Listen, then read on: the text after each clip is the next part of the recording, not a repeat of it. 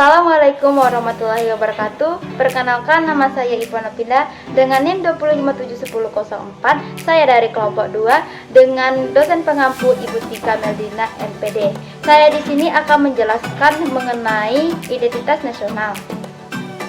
Oke, yang pertama saya akan membahas mengenai konsep dan urgensi identitas nasional. Teman-teman pasti bertanya, apa sih sebenarnya pengertian dari identitas nasional itu? Secara etimologis, identitas nasional berasal dari kedua kata, yaitu identitas dan nasional. Oke, kita akan membahas mengenai identitas terlebih dahulu, yaitu sebagai berikut. Kata identitas berasal dari bahasa Inggris, yaitu identity. Dalam Kamus Besar Bahasa Indonesia, identitas berarti ciri-ciri atau keadaan khusus seseorang atau jati diri. Dengan demikian, identitas menunjuk pada ciri atau penanda yang dimiliki oleh seseorang pribadi dan dapat pula berkelompok. Contohnya yaitu ID card, kartu tanda penduduk, surat izin mengemudi, kartu pelajar, kartu mahasiswa, dan yang paling terpenting yang harus dimiliki oleh warga negara Indonesia yaitu nomor pokok wajib pajak atau NPWP. Oke, itulah pengertian dari kata identitas menurut garis besarnya. Kita lanjut ke pengertian nasionalnya. Kata nasional berasal dari bahasa Inggris yang artinya nasional. Dalam Kamus Besar Bahasa Indonesia, nasional berarti bersifat kebangsaan, berkenaan atau berasal dari bangsa sendiri meliputi suatu bangsa. Identitas nasional yakni ciri-ciri atau karakteristik, perasaan atau keyakinan tentang kebangsaan yang membedakan bangsa Indonesia dengan bangsa yang lain.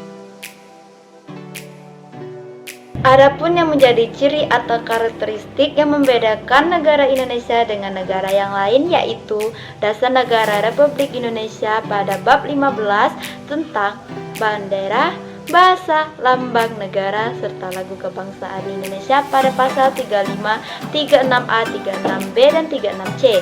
Bendera negara Indonesia, bahasa negara, dan lambang negara, serta lagu kebangsaan Indonesia merupakan identitas nasional bagi negara Indonesia. Adapun menurut Sudarsono, ia menyatakan jati diri adalah siapa diri Anda yang sesungguhnya. Makna identitas dalam konteks ini digambarkan sebagai jati diri individu manusia bagi bangsa Indonesia. Jati diri tersebut dapat tersimpul dalam ideologi dan konstitusi negara seperti Pancasila dan Undang-Undang Dasar Negara Republik Indonesia tahun 1945. Oke, pembahasan yang kedua yaitu mengenai pentingnya identitas nasional. Pancasila atau jati diri memiliki pembeda bila dibandingkan dengan negara lain. Pembeda yang dimaksud di sini adalah kekhasan positif, yakni ciri bangsa yang beradab, unggul, dan terpuji, bukanlah sebaliknya, yakni keasahan yang negatif, bangsa yang tidak beradab, bangsa yang miskin, terbelakang, dan tidak terpuji. Itulah mengapa pentingnya identitas nasional yang dimiliki suatu negara.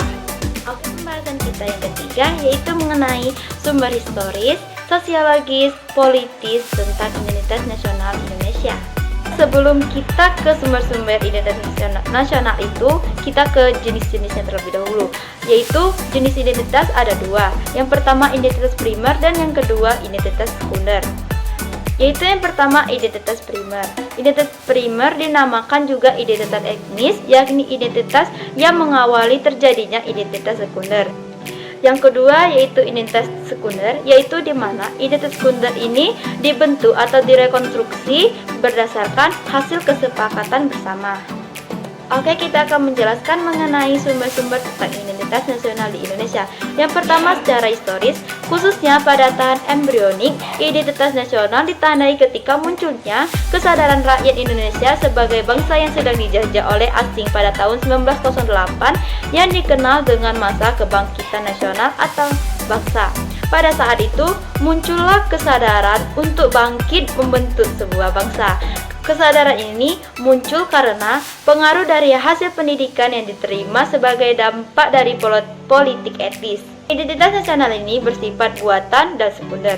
Bersifat buatan karena identitas ini dibuat, dibentuk, dan disepakati oleh warga bangsa sebagai identitasnya setelah mereka bernegara. dan bersifat sekunder karena identitas nasional lahir kemudian bila dibandingkan dengan identitas kesukubangsaan yang memang telah dimiliki warga itu secara akuistif. Oke, sumber yang kedua yaitu secara sosiologis. Individu manusia Indonesia akan dengan mudah dikenali dari atribut yang melekat dalam dirinya. Perbedaan antar individu manusia dapat diidentifikasi dari aspek fisik dan psikis. Aspek fisiknya dapat kita kenali dari unsur-unsur seperti tinggi, berat badan, bentuk wajah atau muka, kulit, warna dan bentuk rambut, dan lain-lain. Sedangkan aspek psikis dapat dikenali dari unsur-unsur seperti kebiasaan, hobi atau kesenangan, semangat, karakter atau watak, sikap, dan lain-lain. Oke, yang ketiga secara politis. Secara politis ini bentuk identitas nasional yang dapat menjadi penciri atau pembangun jati diri bangsa Indonesia meliputi yang pertama bendera negara sang merah putih, yang kedua bahasa Indonesia sebagai bahasa nasional dan bahasa negara, yang ketiga lambang negara Garuda Pancasila, dan yang keempat lagu kebangsaan Indonesia Raya. Adapun dasar pertimbangan tentang bendera, bahasa, lambang negara, serta lagu kebangsaan Indonesia diatur dalam undang-undang. Karena yang pertama, bendera, bahasa, dan lambang negara serta lagu kebangsaan Indonesia merupakan satu pemersatu identitas dan wujud eksistensi bangsa yang menjadi simbol kedaulatan dan kehormatan negara sebagaimana diamatkan dalam Undang-Undang Dasar Negara Republik Indonesia tahun 1945. Dan yang kedua, bahwa bendera, bahasa, dan lambang negara serta lagu kebangsaan Indonesia merupakan manifestasi kebudayaan yang berakar pada sejarah perjuangan bangsa, kesatuan dalam keragaman budaya, dan kesamaan dalam mewujudkan cita-cita bangsa, serta negara kesatuan Republik Indonesia. Oke, kita akan membahas mengenai sumber legal formalnya, yaitu sebagai berikut. Oke, yang pertama bendera sang merah putih kita, yaitu bendera merah putih ini dikibarkan pertama kali pada tanggal 17 Agustus 1945, namun ditunjukkan pada peristiwa Sumpah Pemuda pada tahun 1928. Yang kedua yaitu bahasa negara, bahasa Indonesia. Bahasa Indonesia ini merupakan hasil kesepakatan dari pendiri NKRI. Bangsa Indonesia sepakat bahwa bahasa Indonesia ini sebagai bahasa yang nasional dan sebagai jati diri serta sebagai identitas nasional Indonesia. Yang ketiga yaitu lambang negara Garuda Pancasila. Garuda adalah burung khas Indonesia yang dijadikan lambang negara. Tengah-tengah perisai burung Garuda terdapat garis tebal yang melukiskan khatulistiwa. Pada perisai terdapat 5 buah ruang yang mewujudkan dasar Pancasila sebagai berikut. Yang pertama, Tuhan Yang Maha Esa yang dilambangkan dengan bintang 5. Yang kedua, dasar kemanusiaan yang adil dan beradab dilambangkan dengan tali lantai bermata bulatan dan persegi di bagian kiri bawah perisai. Yang ketiga, dasar persatuan Indonesia yang dilambangkan dengan pohon beringin. Dan yang keempat, dasar kerakyatan yang dipimpin oleh hikmat kebijaksanaan dalam permusyawaratan perwakilan yang dilambangkan dengan kepala benteng. Dan yang terakhir, dasar keadilan sosial bagi seluruh rakyat Indonesia yang dilambangkan dengan kapas dan padi. Yang keempat, lagu kebangsaan Indonesia Raya. Indonesia Raya sebagai lagu kebangsaan pertama kali dinyanyikan pada Kongres Pemuda kedua tanggal 28 Oktober 1928. Yang kelima, semboyan negara Bhinneka Tunggal Ika. Bhinneka Tunggal Ika artinya berbeda-beda tapi tetap satu jua. Makna dari semboyan Bhinneka Tunggal Ika yaitu bahwa bangsa Indonesia ini memiliki sifat yang heterogen. Oke, yang keenam, dasar falsafah negara Pancasila. Pancasila berfungsi sebagai dasar negara, ideologi nasional, falsafah negara, pandangan hidup bangsa, way of life, dan banyak lagi fungsi Pancasila.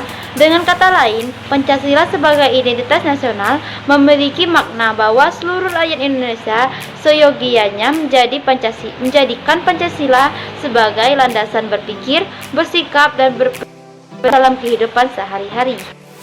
Oke, itu saja yang dapat saya jelaskan mengenai identitas nasional. Penjelasan yang berikutnya akan dijelaskan oleh rekan saya yang bernama Iis Priyani.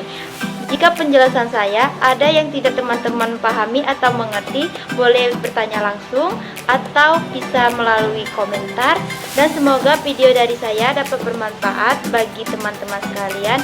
Jika ada salah kata, saya mohon maaf, dan kepada Allah saya mohon ampun. Saya akhiri, wassalamualaikum warahmatullahi wabarakatuh.